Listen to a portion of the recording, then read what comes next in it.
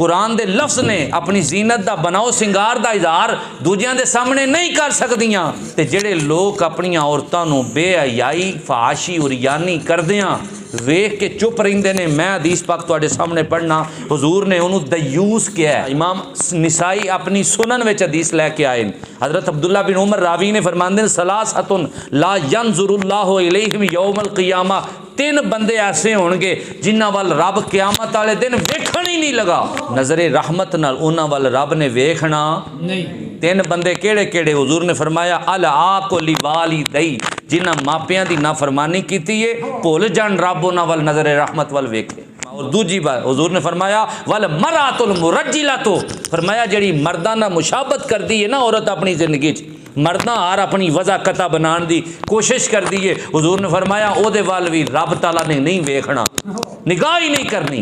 और तीजा फरमाया वदयूस, जेड़ा अहले लुगत ने दयूस का माना किया हुए बेगैरत। तुसी समझदे हो बेगैरत कौन होंदा है? माँ भैन, अपनी माँ भैन वो बेहयाई भी कर दी है, खुलेआम जेड़ा ना बनाओ सिंगार भी कर दी है और उन्होंने हया नहीं है, गैर मर्दां वो रवाबत ने। हुजूर ने फरमाया वो दयूस है और उस दयूस वाल अल्लाह पाक नज़र रहमत नाल नहीं वेखेगा।